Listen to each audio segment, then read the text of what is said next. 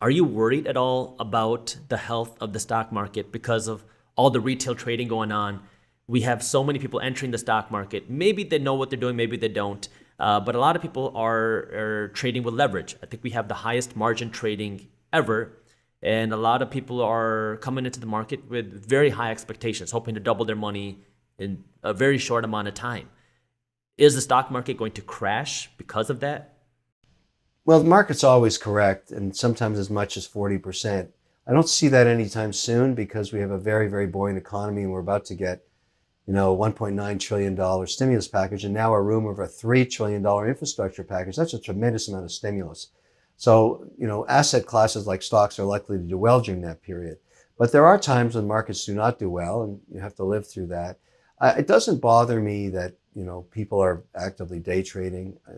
I have no problem with that. I think that, it's just bringing more people into the educational side of investing. And I'm not sure, that we're going to have a crash anytime soon. Nobody knows with certainty. But my point is, these are environments that are very good and very productive for stocks. And so my anticipation is they will tend to trend higher. So, what advice would you have for someone who is new into the workforce in their late 20s, early 30s? What should they be doing? Would you follow your mom's advice, your mother's advice of a 20% into the stock market, into an ETF, or what would you recommend? Well, I have some basic rules. I always say this: never more than 5% into any one stock. So if you look at a portfolio, you never want one stock to represent more than 5% of it. You never want a sector like energy or technology to represent more than 20% of the portfolio. And have some allocation to fixed income. I'm currently 70% equities, 30% fixed income, because fixed income is very expensive these days, and I anticipate as interest rates go up, it won't do that well. But the point is, it provides stability. The whole idea of investing is diversification. You really want to be diversified. And so I use exchange traded funds for that. That works for me. People can pick their own stocks if they wish. But, there's all kinds of different philosophies. But at the end of the day, if you want to build a nest egg, you've got to have the discipline of diversification and monitor your portfolio so that no one position gets too big. That's what happens to people that really get blown up. They don't follow any diversification rules and they end up with one or two stocks representing 40, 50, 60% of their net worth. And when they correct, they get killed. Can somebody still follow the model today and become wealthy? I mean, we're in an environment where a lot of people, millennials especially, are having a tough time being able to pay their rent. They're having a tough time just being able to get by. How does someone who's now essentially living paycheck to paycheck start putting aside money to invest and become wealthy? Do these kind of rules of thumb still apply today? They do, because the majority of people, and obviously there's exceptions to every rule, but the majority of people spend too much money on crap they don't need. I've noticed that for years. And so I'm very disciplined. I don't buy clothes I don't need, I don't wear. I learned that from my mother. I wear the same. I've got 25 of these suits, 25 of these ties, 25 of these shirts. I do a huge production run. This is my Shark Tank outfit. I also wear it all the time. It's sort of the same. I don't have to choose what I'm going to wear each day. I already know. And it sounds boring, but it really works for me, and I save a ton of money. And so, I'm still saving money when I can. I don't see any reason to waste it. So there's a lot of change in behavior to save money. I can guarantee you don't need to buy 3 coffees a day at $7 a coffee. That's a total waste of money. You see that all the time. Yeah. And people go out and pay $25 for lunch. How dumb is that? I mean, I don't do that. It offends me. It's bad karma to just waste money like that. So I'll bring some lunch with me. I can't stand spending $7 for something that cost 18 cents to make. That's so stupid. Yeah, I think a lot of people look at America, United States, as one of the richest poor countries in the world because, so I'll give you an example. My grandparents from the state of Punjab, they were refugees because the state was severed and they lost their homes, they lost their family, they lost their land, they lost everything. And my grandfather came to his new home running with no shoes on. And so they were raised with the discipline of you don't need a bunch of stuff in order to survive. You kind of learn to live with very little.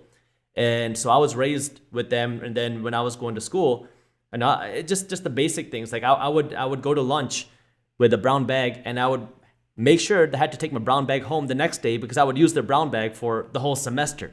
It's the little things that, we're in such a rich country where we don't realize that maybe we're being wasteful. And I think, so it sounds like that's what you're saying is we're spending a lot of money on things we don't need. We have just so many luxuries, a higher standard of living, which is causing people to live broker. Well, the average salary in America is about $56,000. And so there's no question in my mind you can cut 10% of your costs. You are wasting money on something. You're buying a third pair of jeans you don't need. You're buying a fifth pair of sneakers you don't need. You're buying some crap you don't need. Everybody buys crap because our whole society is designed to get you to spend money from the day you're born, but you don't need to. It's not necessary. In fact, less is more. There's something beautiful about having a minimalist life and having things that you really cherish.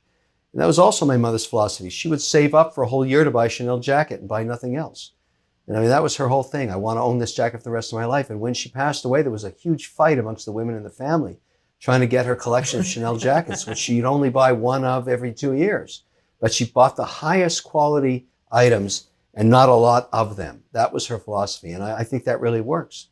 So now it looks like, someone wants to become wealthy in this day and age. First thing you got to do is you got to cut some of the expenses. Second, continue investing your money just like your mother told you to do, your mother did, and like how you said. The third thing is now, what about in terms of making money? Because you built your wealth as an entrepreneur. And obviously now things are very different because we're in a very technological age. If you were stripped of everything, all of your money today, your fame, what would you do to rebuild your wealth? I would go back to what I know. And I'm a salesman, I'm a marketing person, I've been my whole life. I would go back and find a product or service or a company that required a good salesperson, and I would go work. I mean, that's what I'm used to. I mean, I've been working, I took some time off right after the liquidity event, the learning company, but I went right back to work and never stopped. And today, I have a very, very busy schedule doing a whole wide range of things, but there are things I want to do that I really enjoy doing. But I'm basically at my core a marketing and sales person. So that's what I would rely on. I think those are the hardest jobs in the world because salesmen are the only people, and saleswomen too, that start at zero each month and have to build back their business. You always start the next month at zero. And then you have to go sell again. And you can't even have a company without a great salesperson. You have to sell, sell, sell. That's how it works. What about cryptocurrency? A lot of people are now jumping into cryptocurrency. Do you think that cryptocurrency, Bitcoin, is the future? Is that a way for someone to now build wealth quickly? Well, it is, but it's highly valued now. I have a 3% allocation in Bitcoin in my own portfolio. I have 5% weighting in gold. So I look at it as a property, and it's performed very, very well. But the point is, Bitcoin it's a very, very early nascent asset class, a lot of issues with it. The one that's cropping up its head right now that people should be, concerned about is institutional clients do not want to own Bitcoin mined using coal to burn for electricity. And that kind of defines much of how Bitcoin is mined, particularly in countries like China, where, they're not compliant on human rights issues, they're not compliant around tariffs, they've got all kinds of issues there. And so there may be a premium coming into this market where original virgin coin that's not mined using coal, that's mined sustainably with hydroelectric or some other form of sustainable energy are going to be worth more than the blood coin mined in China, which is where the majority of coin to date have come from. I also see that now you've also jumped onto YouTube. Welcome to YouTube.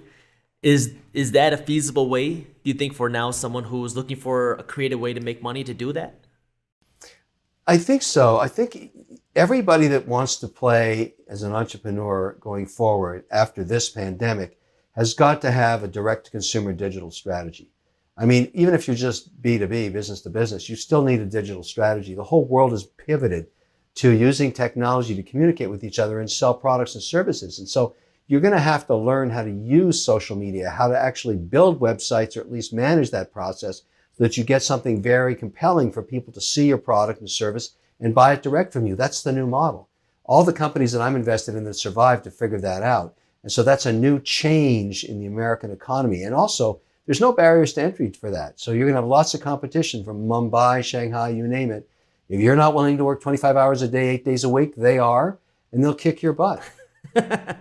Yeah, that's the epitome of an entrepreneur right there, right? You have to be willing to work all the time. Yeah. So you now have been investing in dozens of companies on Shark Tank. How many companies do you now have an ownership or stake in? Currently, the portfolio is about 36. So how do you manage a portfolio of companies that large? We use a very simple method. We track sales and cash flow because they're private companies. There's no share price to track. We look at discounted free cash flow. That's how we manage the portfolio. And we monitor, we have a weekly call amongst the management team of O'Leary Ventures every Tuesday morning, had it this morning.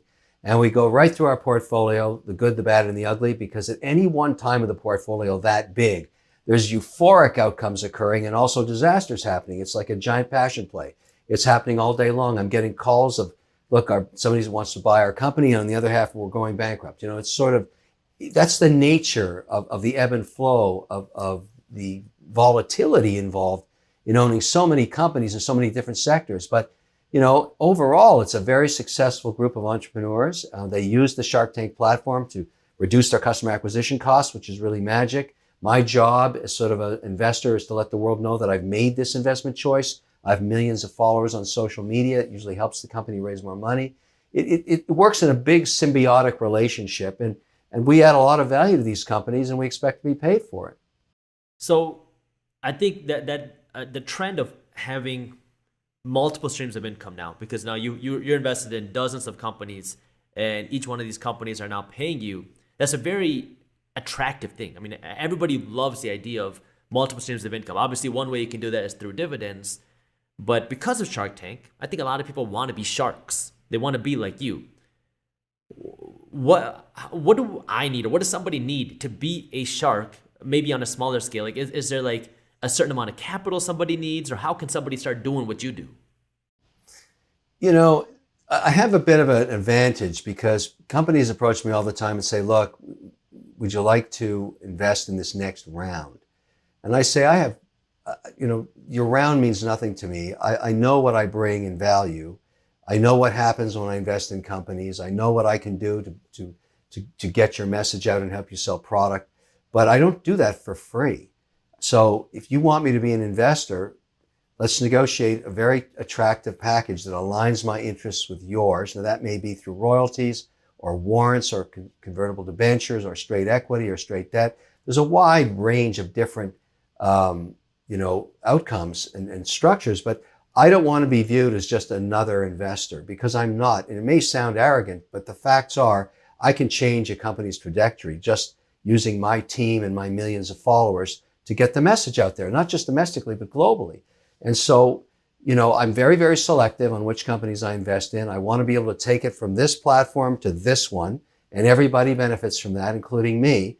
And as a result, I don't negotiate too much. I say, this is what I think I'm worth. And if you don't want to pay that, I'm okay with it. I'm just going to move on to the next opportunity.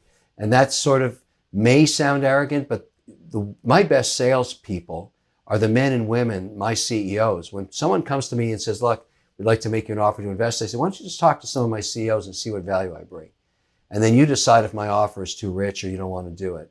But I've got a great team I work with. I've been doing this for almost 20 years.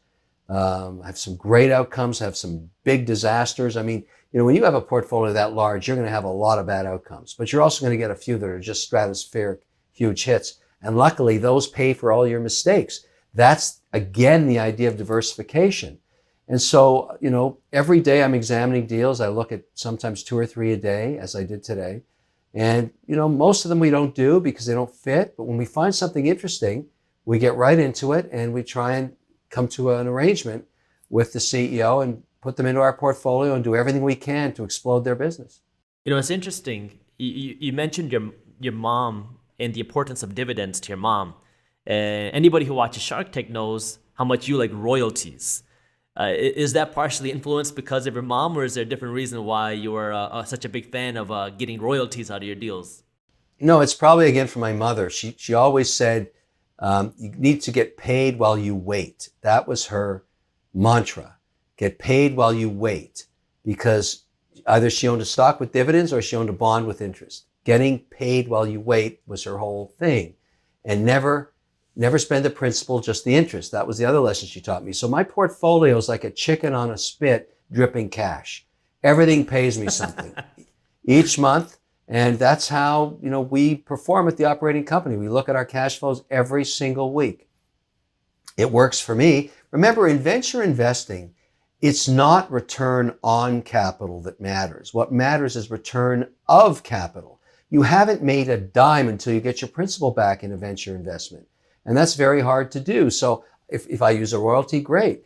People say to me, oh, royalty, why don't you just do equity? Because a royalty is even better than equity. When the company gets sold, the acquirer, if I have a perpetual royalty on board, comes to me last and says, how do we buy out this royalty, or how do we incentivize you to work for us going forward and continue the royalty? Both outcomes I really like. But I'm staying in the game. Cash is flowing. As I always like to say, what matters in business is cash flow. Just say it like that. Cash flow. That's flow. What matters. Cash flow, exactly. If you don't have any cash flow, it's no go. You're not going to make any money. It's that simple.